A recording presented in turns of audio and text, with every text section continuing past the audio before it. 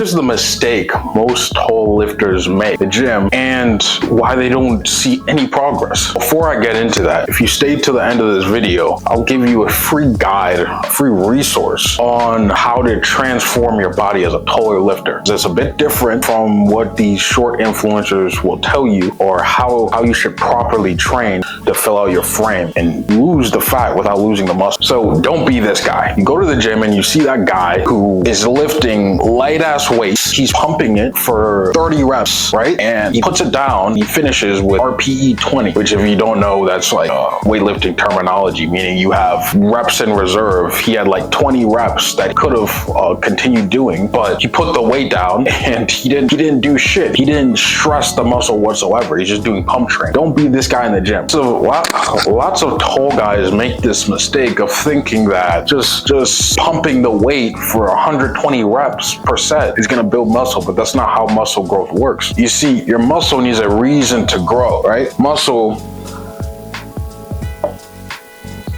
growth, it's simply an adaptation process, right, to the resistance that you're putting it under. So if your muscles have no reason to grow, if you're not breaking it down with heavy load, it is not going to grow. This is especially important if you're a taller guy, because you have more muscle to gain to fill your frame, right? So if you're that guy in the gym that's doing the stupid pump training for 120 reps and you wonder why you look the same 3 years later, well, this is why. The reason this information is important is because lots of guys in the gym do this. They don't put enough stress under the muscle for it to grow. Train and they'll train and they won't be out of breath. They won't break a sweat. They won't even feel any tightness in their muscle. So muscle adaptation, fancy word of saying muscle growth, is a process your body goes through to adapt to the weight that you're putting it under. So if you're a taller guy, you need more of this. You need to train harder to get the same amount of density as a shorter lifter.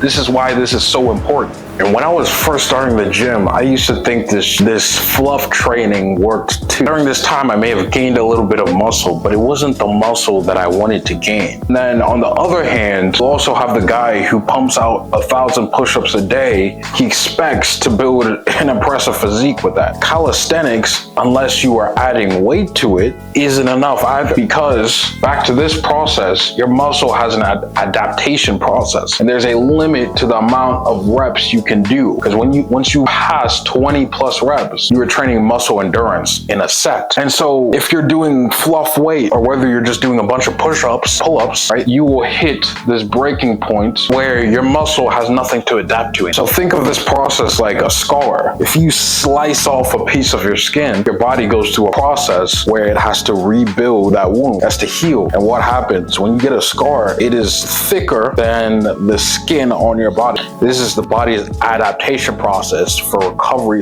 / growth. And so if you're not giving your body a reason to do this, guess what?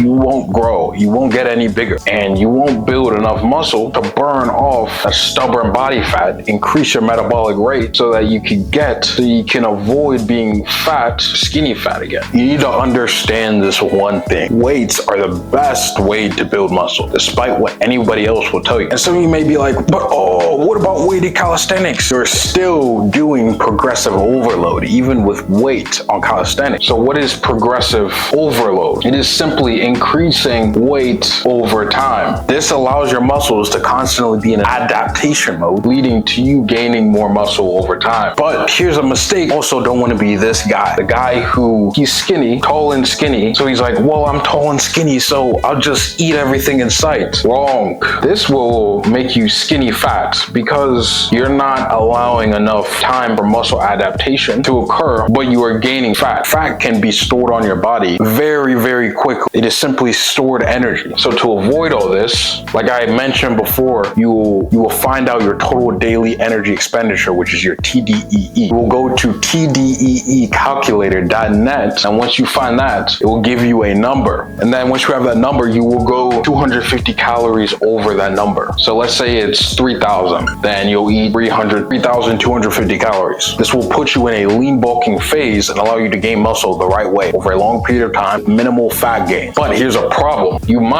This doesn't guarantee accuracy. So you need to assess how much weight you're gaining per month. You should be gaining 2 pounds per month. You will track your weight at least 2 to 3 times per week, and then you will assess how much you're gaining per month. So if it is over 1 to 2 pounds, you decrease the calories by 100. If it is under 1 to 2 pounds that you're gaining, you will increase the calories by 100 until you're gaining 1 to 2 pounds per month. You'll find your macros. First step, download MyFitnessPal. It is an app in the App Store. It is free. You will download that onto your phone, and then you will go to the goals section on the app, and then you will do a 20-30-50 split. So 50% carbs, 30% protein, carbs, and then fats will be 20%. Reason being is because, like I mentioned before, as a taller guy, you need more protein because you have more muscle tissue to recover and break down per session. You will need 50% carbs because us taller guys, we have more energy demands. Carbs are naturally your energy source. Also, there's a thing called insulin. Your insulin sensitivity is most post-workout. So what's insulin? Insulin is what allows carbs to transfer glucose into your muscles, giving your muscles energy and fullness. This 50% split will maximize on our insulin sensitivity. And then fats keep your hormones in check, so you don't want to go below 20%. So after you fill out your calorie goals, you will put this macro split in the app. So if you watch to the end of this video, you are on the right track to success in filling out your frame as a taller lifter. Most tall lifters don't make it this far. Most people in general, they would see this video and they'd be like, oh, this is too much work. They're soft. You're not. But you stuck to the end. So I want to give you your flowers, and I have a free gift in the description of this video. This is my Tall Guy Aesthetics Guide. It goes over everything you need to know about general tall guy fitness. Check the description, go over it, and I'll see you in the next video.